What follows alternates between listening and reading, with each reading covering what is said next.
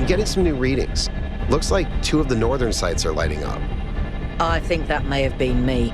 I suspect the puzzles are somehow tied to the transport system, like we're supposed to solve them in a particular order.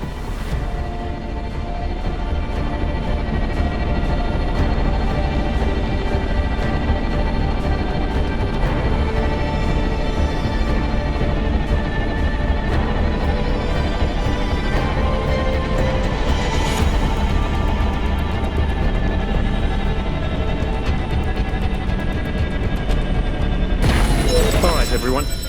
Our main objective is getting back into the megastructure. 1K, I want you on puzzles. You seem to have a knack for them. But the rest of us can't neglect our secondary objectives of studying this island and understanding this technology.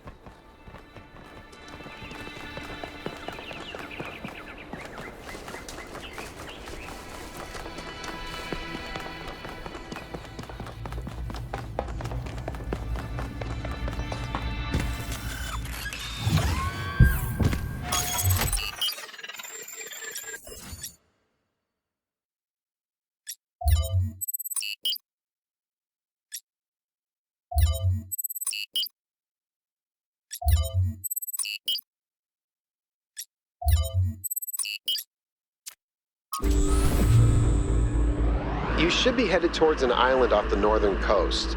The terrain's pretty rough, so be careful. The island has another island attached to it. Yes, it has several, actually. How irritating. What?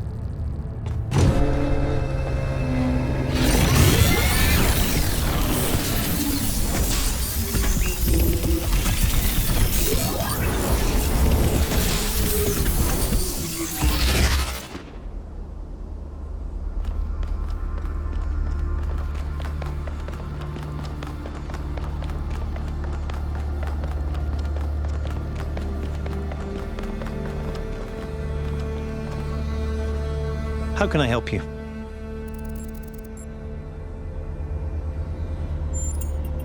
Then at least we may be able to find out what happened in New Jerusalem, why she came here. But I don't think she left the island. I think she's still here, waiting for us to make the right choices.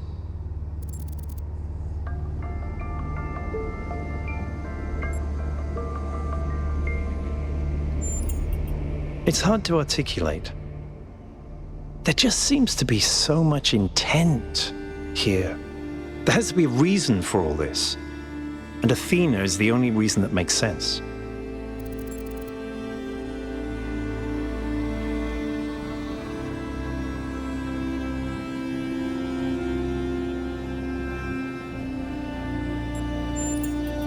I think every single human being is completely unique, and every instance of consciousness is a miracle. The more of us there are, the more alive the universe is. And the more we all interact with each other, the more complex the life of the universe becomes. So I believe that people are a fundamental good. I don't believe we're all flawless, but I think every one of us matters precisely because nothing else does. Okay? How many robots does it take to change a light bulb? Replacing a light bulb is a waste of resources, and the founder would be outraged.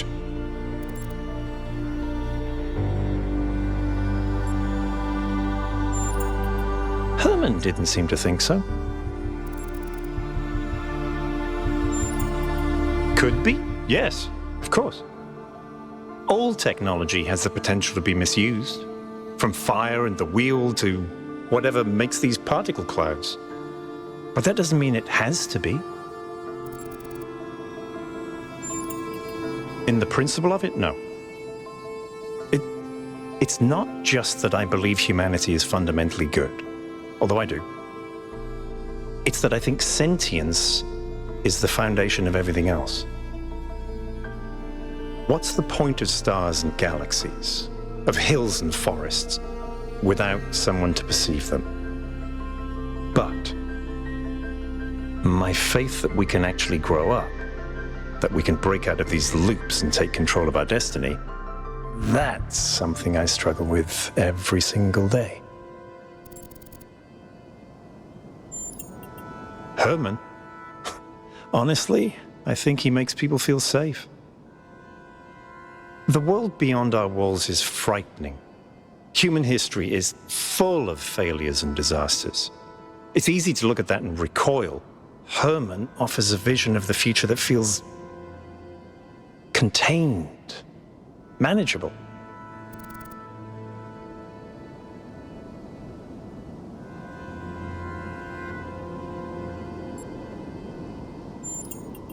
For a little while, no. Everyone needs periods of rest. But as a permanent choice, yes. I think it's regression, decay.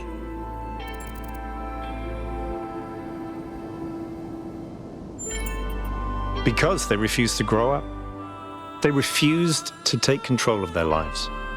They let bureaucrats and financiers determine their destiny, and those people could not think beyond themselves, beyond the tiny, insignificant moment they were trapped in. Their technology could have saved them, but what really failed them was their imagination. Athena was always trying to understand the reality underneath what we perceive, the objective truth. That's why she was capable of leaving the simulation. And even after she was free, she never stopped trying to understand more. I suspect her research took her another step closer to understanding the truth. And such steps always challenge our conception of the universe. But that's the wonderful thing about science. We can adapt our views to the evidence.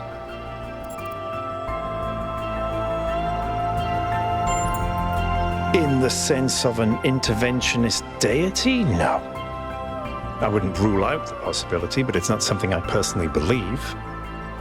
But I do think there is something genuinely sublime in this universe, and it's right in front of us.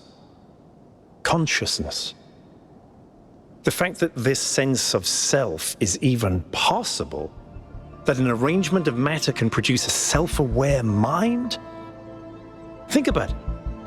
It's a fundamental property of the universe, an unbreakable law that matter has the inherent capacity to become more than the sum of its parts. That is the definition of transcendence.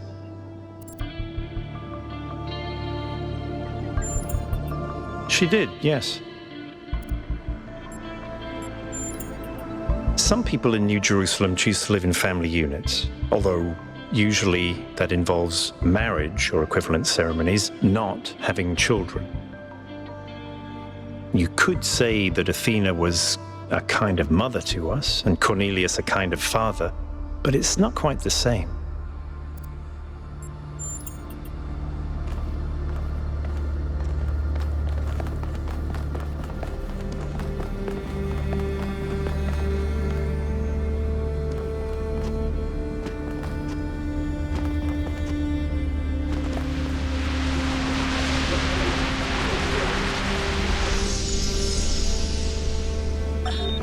I wonder what it was like when the ancients were still here.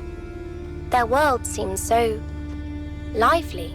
Not always in a good way. Interesting times are great to read about, but rarely great to experience. That's true. But they left behind so much art and philosophy and religion, and so many strange stories. Is New Jerusalem like that? It was, in the beginning.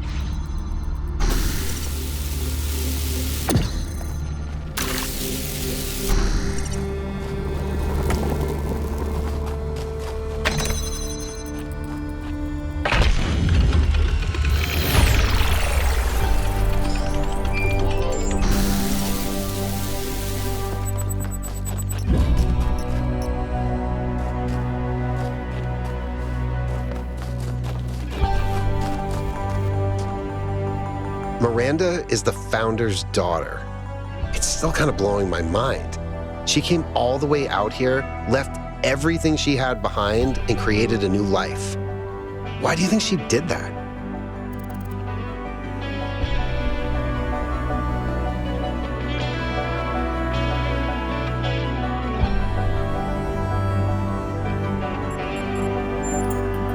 That sounds cold.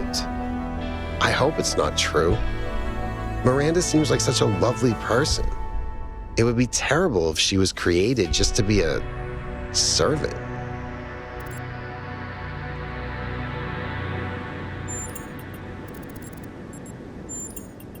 I'm not sure, to be honest. This is all so surreal. Walking around here is so peaceful, but it's also, I don't know. One moment I feel inspired, the next, kind of creeped out.